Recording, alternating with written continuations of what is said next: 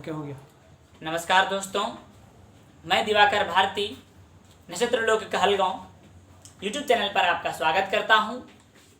आज के इस वीडियो में बिहार बोर्ड के 12वीं कक्षा के विद्यार्थियों के लिए 100 अंक का अनिवार्य हिंदी, और उस हिंदी को हम बार बार बता रहे हैं, उस हिंदी को 2 भागों में बांटा गया है।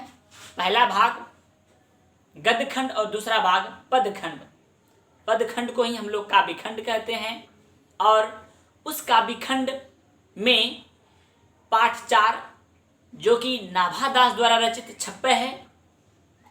नाभादास जी ने उस छप्पे में कबीरदास और तुलसीदास के विषय में वर्णन दिया है और उसके द्वारा लिखे गए पंक्तियों के विषय में नाभादास जी बताते हैं।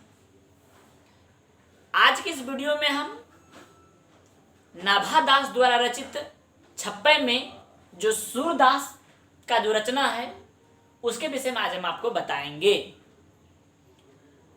सूरदास के विषय में नाभादास जी कहते हैं कि सूरदास ही एक ऐसे कवि थे जिन्होंने भगवान श्री कृष्ण के सभी लीलाओं का वर्णन दिया है। जन्म से लेकर उसके मृत्यु तक के लीलाओं का चित्रण सूरदास जी ने अपने कविता में किया है। नाभादास जी सूरदास की कविता शैली के विषय में कहते हैं कि सूरदास ही एक ऐसे कवि थे जिन्होंने श्री कृष्ण के बाल लीलाओं से लेकर उसके मृत्यु लीलाओं तक का जिक्र किया है। सूरदास जी भगवान श्री कृष्ण के अनन्य भक्त थे, यह नाभादास जी बताते हैं। और नाभादास जी कहते हैं कि सूरदास की सभी रचनाएं में अलंकार उत्पन्न हुआ है। अलंकार का मतलब होता है कि जो काव्य की शोभा को बढ़ा दे, उसे ही अलंकार कहते हैं। सूरदास द्वारा रचित सभी काव्य में अलंकार की भावनाएं, अलंकार शब्दों का उपयोग किया है। एक एक शब्दों में चमत्कार उत्पन्न हुआ है, ऐसा वर्णन सूरदास जी ने किया है। इसी के विषय में नाभादास जी कहते हैं और कहते हैं कि इस संसार में कौन ऐसे कवि हैं जिन्होंने सूरदास की रचनाओं को पढ़कर, जानकर, समझकर उसके सामने में अपने सिर को नहीं झुकाया हो। सभी कवियों ने सूरदास की रचना के आगे सिर को झुकाया है। तो सूरदास जी के विषय में नाभादास जी अपने छप्पे में क्या कहते हैं, तो चलिए जानते हैं इस वीडियो के माध्यम से। ध्यान से हमारी सभी बातों को आप सुनिएगा, गहन कीजिएगा और स्वयं से इसका अर्थ लिखने का प्रयत्न कीजिएगा, तभी आपका यह वीडियो देखना सफल हो सकता है। नहीं तो हम बोल रहे हैं, आप केवल देख रहे हैं, बस खत्म कर रहे हैं, इससे आपको कोई फायदा नहीं होने वाला है। जब तक आप पंक्तिबद्ध पंक्ति मेरे शब्दों को आप नहीं सुनेंगे, नहीं समझेंगे, तब तक आप इसका सही अर्थ नहीं लिख सकते हैं। और यह इसका अर्थ समझना, जानना परीक्षा के दृष्टिकोण से अति महत्वपूर्ण है। इस पंक्ति में आपको 2 पंक्ति दे देगा निकाल कर, बोलेगा निम्नलिखित पंक्तियों का अर्थ स्पष्ट करें, तब आप क्या कीजिएगा, तो सबसे ज्यादा जरूरी है आपको समझना। अगर आप पंक्ति को समझ लीजिएगा तो आप इसका सही अर्थ स्पष्ट कर दीजिएगा। तो चलिए एक एक शब्दों के ऊपर हम तर्क मंथन करते हैं कि सूरदास जी का जो यह पंक्ति है, इसके विषय में नाभादास जी ने किस प्रकार से कहा है, किस प्रकार से प्रस्तुत किया है, किस प्रकार से समझकर हम लोगों को समझाया है, वो हम आपको इस वीडियो में बताएंगे। तो नाभादास जी कहते हैं कि सूरदास जी कह रहे हैं, नाभादास जी कहते हैं कि सूरदास कहते हैं कि उक्ति चौज अनुप्रास। उक्ति जो यह उक्ति है, यह उक्ति किसका है, सूरदास का उक्ति है। उक्ति चौज, यह जो उक्ति है, अनुप्रास अलंकार होता है बाबू, अलंकार। अनुप्रास वर्ण का माने क्या, एक एक वर्ण जो उपयोग किया गया है इस पंक्ति में। उक्ति चौज अनुप्रास वर्ण स्थिति अति भारी वचन प्रीति निर्वही अर्थ अद्भुत तुकधारी। नाभादास जी कहते हैं कि सूरदास जी कह रहे हैं, सूरदास का जो यह उक्ति है, सूरदास जी ने जो सभी उक्ति दिया है अपना भगवान श्री कृष्ण के बाल लीलाओं में, वह अद्भुत है। अलंकारमय है और उसमें एक चमत्कार उत्पन्न होता है और उसमें अनुप्रास अलंकार उत्पन्न होता है। अनुप्रास वर्ण का उपयोग किया गया। स्थिति अति भारी, उन्होंने उसकी स्थिति इतनी, उसका स्थिति इतना बड़ा है, उसका रचना शैली इतना महान है कि उसके विषय में मतलब किसके विषय में? सूरदास जी के विषय में। सूरदास जी के विषय में सबों ने ही बड़ाई ही किया है। अति भारी, सबसे महान है उसका रचना। और उसका वचन कैसा होता है सूरदास जी का? कहता है वचन प्रीति। उसका वचन प्रीति है, मिठास है। सूरदास के सभी रचनाओं में मिठास है। ऐसा कह रहे हैं कौन? ऐसा कह रहे हैं नाभादास जी। वचन प्रीति निर्वही अर्थ। सूरदास जी ने जो जितने भी रचना किया उसका प्रीति वचन है, मिठास है, निर्वही अर्थ। और उसका अर्थ क्या होता है? अद्भुत।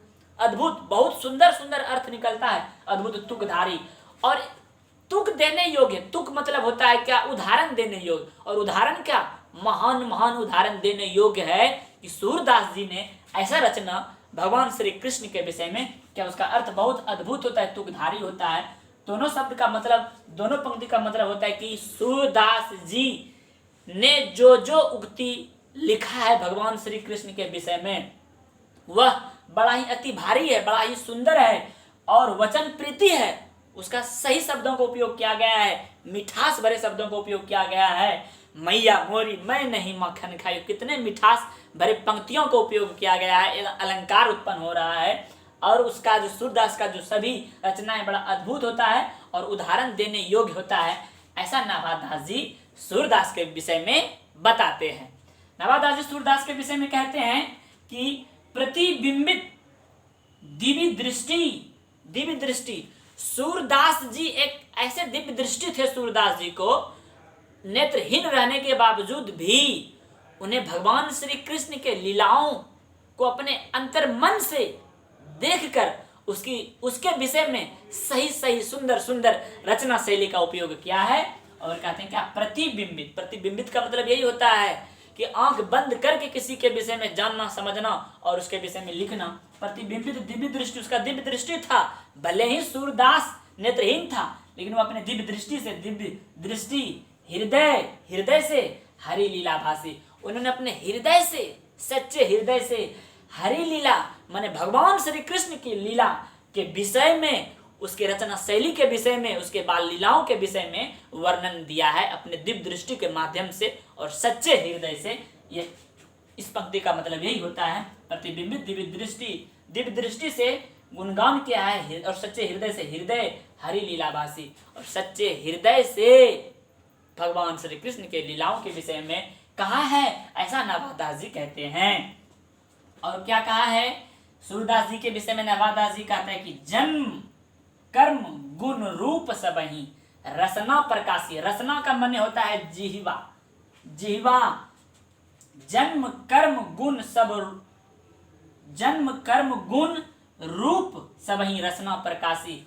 उन्होंने जिह्वे में जिस प्रकार से किसी भोजन को जब हम खाते हैं तो कैसा स्वाद लगता है, तो एक स्वाद, भक्ति का स्वाद, भगवान श्री कृष्ण के भक्ति का जो स्वाद सूरदास को था, जो उसको मिला था, उसके विषय में दुनिया के सामने ऐसा प्रकट किया है। कहता है कि भगवान श्री कृष्ण के भक्ति का स्वाद ऐसा है कि उसका जन्म कर्म गुण रूप सभी रचना प्रकाशी, सबों के विषय में प्रकाश किया है। किसके विषय में? जन्म कर्म गुण रूप, भगवान श्री कृष्ण के विषय में, उसके जन्म के विषय में कर्म गुण रूप, और भगवान श्री कृष्ण का जो मोहन छवि था उसके विषय में क्या किया है? प्रकाशी का माने होता है प्रकाशित किया है।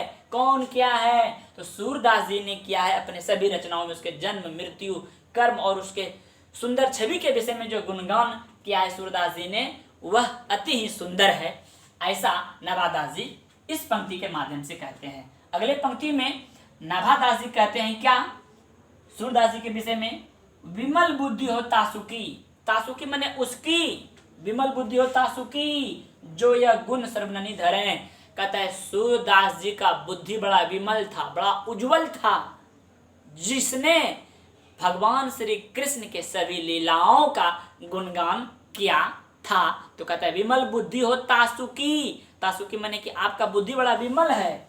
विमल बुद्धि हो तासुकी, जो यह गुण, गुण मने उसके पास जो गुण था, सर्वननी धरें, जो कि कानों से सुनाया, कानों से सुनकर नभादास जी ने सूरदास जी के विषय में वर्णन दिया है। विमल बुद्धि हो तासु की, जो यह गुण सर्वननी धरें, जो उसके पास गुण था वह कानों से सुनकर उसके विषय में गुणगान किया है। फिर कहता है कि सुर कवित सुनी, सुर मने क्या, सुर मने सूरदास, कवित मने क्या, सूरदास के कविता को सुनकर, सुनी मने क्या, सुनकर। कौन कवि, कहते संसार में कौन ऐसा कवि है, फिर से एक बार, सुर कवित सुनी, कहते संसार में कौन ऐसा कवि है जिसने की सुर कवित सुनी, कौन कवि जो नहीं मने नहीं, इस संसार में कौन ऐसा कवि है जिसने कि सूरदास को कविता को सुनकर क्या, तो सिर चालन करे। इस संसार में कौन ऐसा कवि है जिसने कि सूरदास की कविता को सुनकर सिर चालन करें। सिर चालन मैंने सिर को डुलाया है, हिलाया है, अपने सिर को झुका लिया है। सूरदास का इतना सुंदर रचना था, इसके विषय में नवादास जी कहते हैं। इसका प्रस्तुत भावार्थ यह है, आपको लिखना होगा कि एक बार फिर से आपको भावार्थ बता देते हैं कि आपको परीक्षा में आपको इसका भावार्थ लिखना होगा।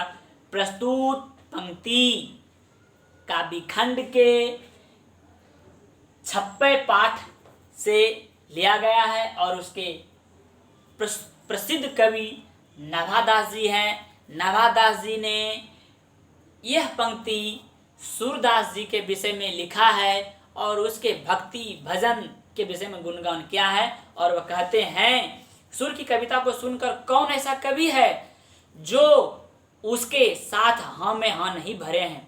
सुर की कविता, सुर की माने क्या, सूरदास की कविता में श्री कृष्ण के लीलाओं का वर्णन है। उनके जन्म से लेकर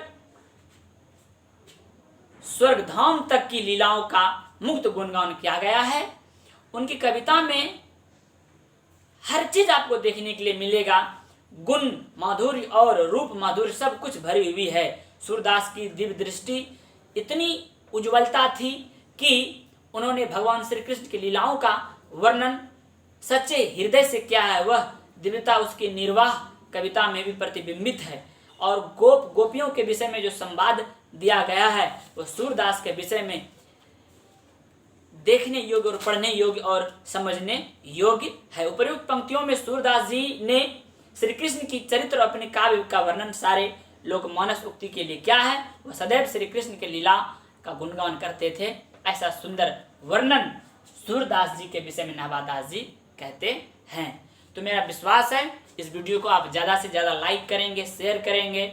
आपका ज़्यादा सब्सक्राइबर होना चाहिए ताकि हम आपको ठीक से पढ़ा सकें। आज के क्लास में बस इतना ही, तब तक के लिए राम राम।